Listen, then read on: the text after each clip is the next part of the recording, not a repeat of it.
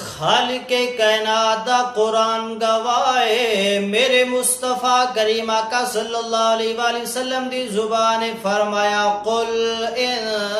کنتم تحبون اللہ فاتبعونی یحببکم اللہ۔ خالق کائنات نے فرمایا اے میرے سونا محبوب اینا لوگاں نو فرما دیو اگر میرے نال محبت کرنا چاہندے ہو، میرے قریب ہونا چاہندے ہو، میرا قرب حاصل کرنا چاہندے ہو، میرے محبوب دی اتباع کرو۔ یا رسول اللہ صلی اللہ علیہ وسلم جدو اسی تہاڈی اتباع کران گے، تہاڈا کہنا مناں گے، تہاڈے نال محبت کران گے، رب ذوالجلال سانو کی عطا فرمائے گا۔ رب دا قرآن فرمایا یحببکم اللہ، اللہ نے فرمایا میرے محبوب دی اتباع کرو، میرے محبوب دے نال محبت کرو، میں خود عرشاں رب تہاڈے نال پیار فرماواں گا۔ اسی طرح آقا علیہ الصلوۃ والسلام دی بارگاہ دے اندر ایک عربی آ گیا، ہاتھ بن کے عرض کردے سونیا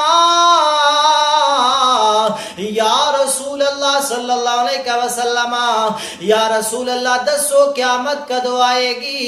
میرے مصطفیٰ کریم آقا صلی اللہ علیہ وآلہ وسلم نے فرمایا اے قیامت دے بارے سوال کرنا لیا، دس قیامت دے واسطے کی تیار کیتے؟ حضور علیہ السلام دی بارگاہ دے وچ او عربی عرض کردا سونیا میں نمازاں بھی پڑھدا رہا واں، میں صدقہ و خیرات بھی کردا رہا واں، سونیا میں اچھے تو اچھا عمل کردا رہا واں یا رسول اللہ، نہ نمازاں تے مان کیتے نہ روزہ تے مان کیتے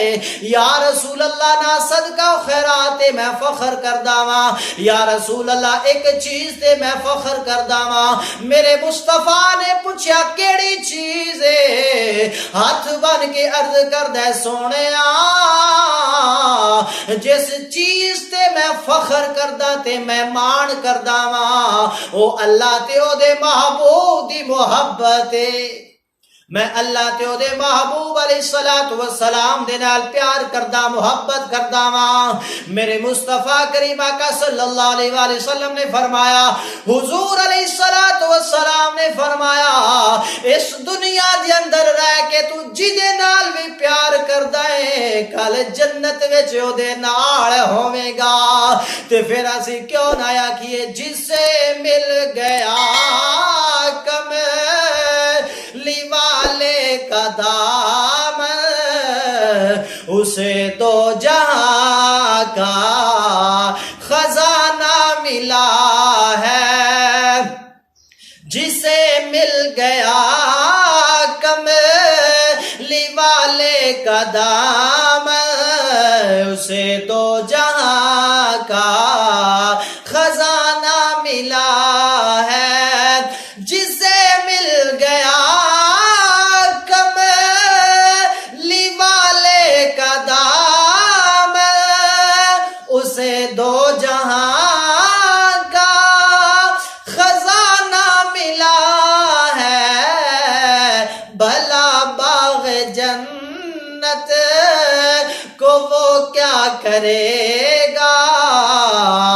مدینے میں جس کو ٹھکانہ ملا ہے۔ اذانیں دیے جا نمازیں پڑھے جا شب و روز سجدوں پہ سجدے کیے جا، اذانیں اسی کی نمازیں اسی کی جسے پنج تن کا گھرانہ ملا ہے، اذانیں اسی کی نمازیں اسی کی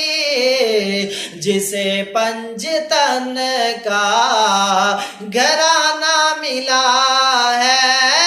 جسے مل گیا کملی والے کا دام، اسے دو جہاں